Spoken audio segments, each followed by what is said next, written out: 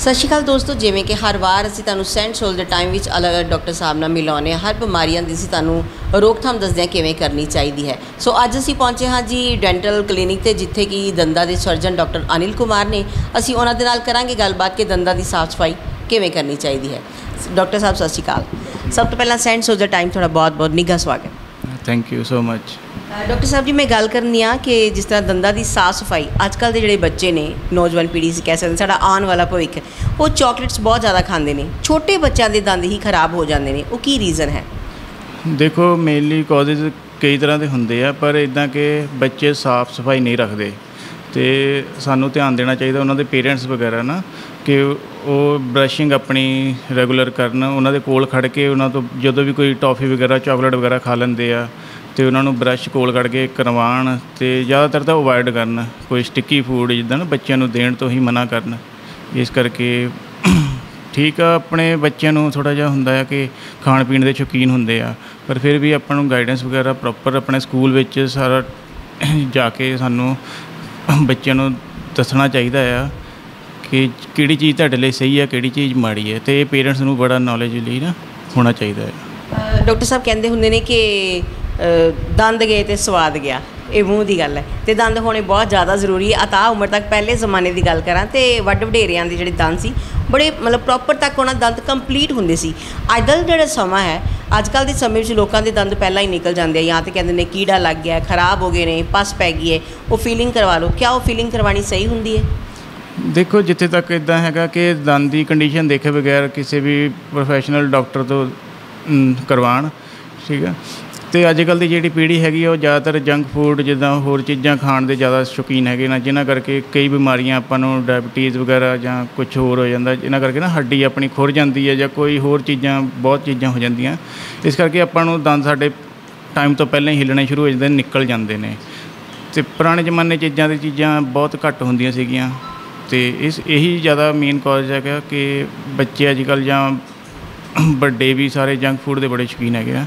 इस करके अपन दंद थोड़े जे कहने का भाव है कि अज के समय में जंक फूड नहीं खाना चाहिए, बट की करिए कमज़ोरी बन गई है जंक फूड। हर बच्चा हर वड्डा जंक फूड को बहुत ज़्यादा पसंद करता है, पर कहते हैं सेहत थोड़ी अपनी ख्याल तुसी रखना है। मैं गल करांगी डॉक्टर साहब के नाल कि जिस तरह दंद कईयां दे दंदां नूं ठंडा तत्ता लगता है, वो की रीज़न है? देखो सब तो पहला तो अपनी जी ब्रशिंग टैक्नीक हैगी आ, वो बड़ी जरूरी हैगी आ। आपां की करते हैं कि ब्रश नूं बड़ा घुट के करते हैं, तो करते भी आप इस तरह है, जो कि बिल्कुल गलत है। आपां नूं रैगूलर जो ब्रशिंग हैगी आपां नूं उपरली साइड इदां करनी चाहिए, घुमा के जो भी हैगा, तो 2 या 3 मिनट तक ही करनी चाहिए। पर लोग की करते हैं कि बहुत ज़्यादा जोर नाल करते हैं कि हाँ दंद चमक जाणगे या कुछ, पर उन्हां करके कई रीजन है जिन्हां करके ना ठंडा गर्म लगना शुरू हो जाता, तो जां किसी नूं रात नूं सुत्ते पे दंद रगड़न की आदत होंदी है, वो कई कॉजेज होंदे जिन्हां करके ना ठंडा गर्म लग सकता है। तो इन्हां चीज़ों तो बचण लई साडे कोल ब्रशिंग थोड़ी जी नॉर्मल सॉफ्ट ब्रश होंदे आ, वो करने चाहिए आ, तो वधिया कोई पेस्ट दे नाल करो, सवेरे शाम 2 टाइम करो, तो फिर बिल्कुल ठीक रहता है। डॉक्टर साहब की रीज़न है? क्योंकि पहले ज़माने से गल करते हैं, पहले ज़माने से दातुन बहुत ज़्यादा यूज़ की जाती सी, मंजन ही यूज़ किए जाते सी, मूँह चो समैल नहीं सी आती। अजकल पारिया की बीमारी बहुत ज़्यादा फैल गई है, जिहदे करके बहुत ज़्यादा बीमारी होंदी है कि मतलब कोई चीज़ खा जाने रात को, तो रात को ब्रश नहीं करते, तो वो चीज़ां जो दंद च फस जांदियां ने, तो उहदे करके समैल आती है। क्या वो सही है? तो असीं उहदे लई की करिए? ਉਹਦੇ ਲਈ ਆਪਾਂ ਨੂੰ ज़्यादातर तो रात को एक तो ब्रश करके अपने जे किसी को गैस की बीमारी हैगी है, तो वो अपने डॉक्टर नाल कंसल्ट करे, कोई गैस की गोली मिल जाती है, तो रात को माउथ वॉश करके सोवे, ठीक है। बहुत चीज़ां आंदियां ना अपने लाइफ में कि जिहड़ियां चीज़ां आपां नूं नहीं भी खाणियां जांदियां पर खाणियां पै जांदियां ने, उस करके आपां नूं सारी देख संभाल करनी चाहिए है। ये चीज़ां तो बचण लई आपां नूं 6 महीने एक बार डॉक्टर नाल जरूर कंसल्ट करना चाहिए है, जो कि तुहाडे दंदां बारे सारा कुछ तुहानूं दस सकण, ते जिहड़ी आपां नूं प्राइमरी स्टेज ते ही आपां इस जड़ नूं मिटा सकीए। डॉक्टर साहब एक मेन जरूरी गल करांगे, क्योंकि कहते होंगे ने कि बजुर्ग जो बजुर्गी दाड़ा आ जाता है, तो फिर कई दंद होंगे अद्धे पिछलियां दाड़ा अद्धियां खा हो जांदियां, क्या वो दंद प्रॉपर कढ़वा के नवीं लगवा सकते हैं कि या उन्होंने फीलिंग करवा सकते हैं? वो जरूर दसो।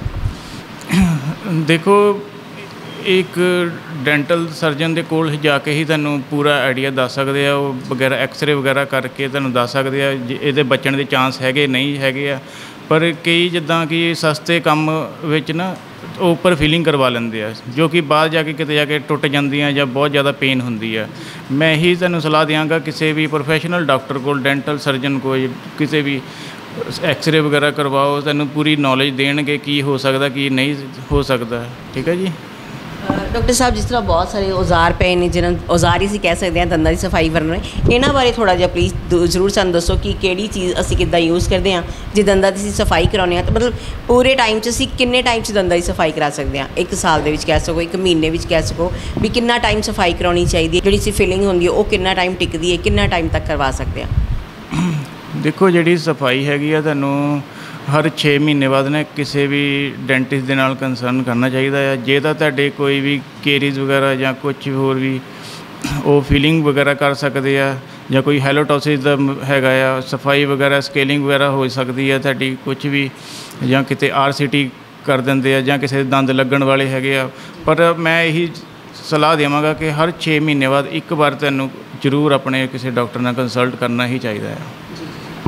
ਡਾਕਟਰ ਸਾਹਿਬ, ਜਿੱਦਾਂ ਅਸੀਂ ਡੁਪਲੀਕੇਟ ਦੰਦ ਲਗਵਾ ਲੈਂਦੇ ਹਾਂ, ਨਕਲੀ ਦੰਦ ਜਿਹਨੂੰ ਕਹਿੰਦੇ ਨੇ, ਬੀੜ ਕਹਿ ਲੈਂਦੇ ਨੇ, ਜਦੋਂ ਉਹ ਬੀੜ ਹੋ ਜਾਂਦਾ, ਉਹ ਬੀੜ ਅਸੀਂ ਕਿੰਨਾ ਟਾਈਮ ਅੰਦਰ ਮੂੰਹ ਦੇ ਵਿੱਚ ਰੱਖ ਸਕਦੇ ਹਾਂ ਅਤੇ ਕਿੰਨਾ ਟਾਈਮ ਉਹਨੂੰ ਰੱਖਣਾ ਚਾਹੀਦਾ ਹੈ? ਕਿਉਂਕਿ ਜਿੱਦ ਤੱਕ ਮੇਰਾ ਖਿਆਲ ਅਸੀਂ ਖਾਧਾ ਪੀਤਾ ਜੋ ਸਾਡੇ ਪੇਟ 'ਚ ਜਾਂਦਾ, ਕੀ ਅਸੀਂ ਗੰਦ ਖਾ ਰਹੇ ਹਾਂ, ਕੀ ਅਸੀਂ ਚੰਗਾ ਖਾ ਰਹੇ ਹਾਂ, ਉਹ ਬਾਅਦ 'ਚ ਪਤਾ ਲੱਗਦਾ ਜਦੋਂ ਬਿਮਾਰੀਆਂ ਉੱਭਰ ਜਾਂਦੀਆਂ। ਇਹ ਬਿਮਾਰੀਆਂ ਮਤਲਬ ਸਟਾਰਟ ਕਿੱਦਾਂ ਹੋ ਜਾਂਦੀਆਂ, ਕਿਵੇਂ ਲੱਗ ਜਾਂਦੀਆਂ? ਕਿਉਂਕਿ ਆਮ ਇਨਸਾਨ ਹਰ ਆਪਣੇ ਦੰਦਾਂ ਦੀ ਬੜੀ ਦੇਖਭਾਲ ਕਰਦਾ ਹੈ, ਬੜੇ ਤਰੀਕੇ ਨਾਲ ਅੱਛਾ ਬਰਸ਼ ਯੂਜ਼ ਕਰੇਗਾ, ਅੱਛੀ ਟੂਥਪੇਸਟ ਯੂਜ਼ ਕਰੇਗਾ। ਮਤਲਬ ਕੀ ਰੀਜ਼ਨ ਹੈ ਕਿ ਬਿਮਾਰੀਆਂ ਬਹੁਤ ਛੇਤੀ ਲੱਗ ਜਾਂਦੀਆਂ?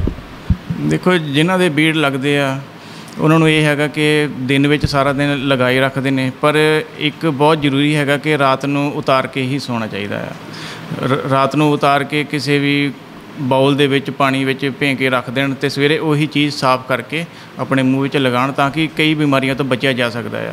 ਅਤੇ ਬਜ਼ੁਰਗਾਂ ਵਿੱਚ ਇਹ ਹੁੰਦਾ ਕਿ ਜ਼ਿਆਦਾਤਰ ਬੀੜ ਲਗਾਉਣ ਦੇ ਨਾਲ ਪੂਰੀ ਪ੍ਰੋਪਰ ਰੋਟੀ ਚਿੱਥ ਨਹੀਂ ਸਕਦੇ ਹੈਗੇ, ਤੋ ਇਸ ਚੀਜ਼ ਨਾਲ ਆਪਣੇ ਡਾਈਜੈਸਟਿਵ ਸਿਸਟਮ 'ਤੇ ਫਰਕ ਪੈਂਦਾ ਆ, ਅਤੇ ਉਹਦੇ ਕਰਕੇ ਉਹਨਾਂ ਨੂੰ ਗੈਸ ਦੀ ਬੜੀ ਪ੍ਰੋਬਲਮ ਆ ਜਾਂਦੀ ਆ। ਇਸ ਕਰਕੇ ਆਪਣੇ ਮੂੰਹ 'ਚੋਂ ਸਮੈਲ ਵਗੈਰਾ ਜੋ ਵੀ ਹੈਗਾ, ਇਹ ਚੀਜ਼ਾਂ ਤੋਂ ਥੋੜ੍ਹਾ ਜਿਹਾ ਬਚਾ ਲਈ ਆਪਾਂ ਨੂੰ ਬੀੜ ਜਿਹੜੇ ਹੈਗੇ ਆ ਉਹ ਸਾਫ਼ ਸੁਥਰੇ ਕਰਕੇ ਹੀ ਸਵੇਰੇ ਲਗਾਉਣੇ ਚਾਹੀਦੇ ਆ। ਕਿ ਅਸੀਂ ਕਿਹੜੀ ਚੀਜ਼ ਯੂਜ਼ ਕਰੀਏ ਜਿਹਦੇ ਨਾਲ ਸਮੈਲ ਨਾ ਆਵੇ? ਦੇਖੋ, ਵੱਖਰੇ ਵੱਖਰੇ ਅੱਜ ਕੱਲ੍ਹ ਮਾਰਕੀਟ ਵਿੱਚ ਪ੍ਰੋਡਕਟ ਹੈਗੇ ਆ, ਕੋਈ ਮਾਊਥ ਵਾਸ਼ ਵਾਸਤੇ ਹੈਗੇ ਆ, ਪਰ ਆਪਾਂ ਨੂੰ ਇਹ ਹੈਗਾ ਕਿ ਸਵੇਰੇ ਸ਼ਾਮ ਬਰਸ਼ ਕਰੋ। ਅਤੇ ਜਿਨ੍ਹਾਂ ਨੂੰ ਲੱਗਦਾ ਹੈਗਾ ਕਿ ਆਪਣੇ ਇਹ ਸਮੈਲ ਵਗੈਰਾ ਆ ਰਹੀ ਆ, ਅਤੇ ਉਹਨਾਂ ਨੂੰ ਇੱਕ ਆਪਣੇ ਦੰਦਾਂ ਦੀ ਸਫਾਈ ਵਗੈਰਾ ਦਿਖਾ ਸਕਦੇ, ਕਿਸੇ ਡਾਕਟਰ ਨੂੰ ਵੀ ਸਫਾਈ ਕਰਵਾ ਲੈਣ। ਅਤੇ ਮਾਊਥ ਵਾਸ਼ ਕੋਈ ਵੀ ਕਈ ਤਰੀਕੇ ਦੇ ਨਾਲ ਆਉਂਦੇ ਹੈਗੇ ਆ, ਅਤੇ ਉਹ ਰਾਤ ਨੂੰ ਜ਼ਰੂਰ ਇੱਕ ਵਾਰੀ ਯੂਜ਼ ਕਰਕੇ ਕਰਨ। ਸੋ ਦੋਸਤੋ, ਕਹਿੰਦੇ ਨੇ ਬਾਕੀ ਕੰਮ ਬਾਅਦ 'ਚ, ਪਹਿਲਾਂ ਸਿਹਤ ਜ਼ਰੂਰੀ ਹੈ। ਅੱਖਾਂ ਗਈਆਂ ਜਹਾਨ ਗਿਆ, ਦੰਦ ਗਏ ਅਤੇ ਸਵਾਦ ਗਿਆ। ਸੋ ਇਹ ਤੁਹਾਡੀ ਆਪਣੀ ਬਾਡੀ ਦੇ ਪਾਰਟ ਨੇ, ਇਹਨਾਂ ਦੀ ਕੇਅਰ ਜ਼ਰੂਰ ਕਰੋ। ਡਾਕਟਰ ਸਾਹਿਬ ਨੇ ਇੰਨਾ ਟਾਈਮ ਦਿੱਤਾ, ਸਾਨੂੰ ਦੱਸਿਆ ਕਿ ਅਸੀਂ ਦੰਦਾਂ ਦੀ ਕਿਵੇਂ ਦੇਖਭਾਲ ਕਰ ਸਕਦੇ ਹਾਂ, ਕਿਵੇਂ ਸਾਫ਼ ਸਫਾਈ ਕਰ ਸਕਦੇ ਹਾਂ। ਸੋ ਤੁਸੀਂ ਬਣੇ ਰਹੋ ਦੀ ਸੈਂਟ ਸੋਲਜਰ ਟਾਈਮਸ ਦੇ ਵਿੱਚ। ਮੈਂ ਹਾਂ ਕੋਮਲ, ਮੇਰੇ ਨਾਲ ਨੇ ਕੈਮਰਾਮੈਨ ਵਿਨੋਦ।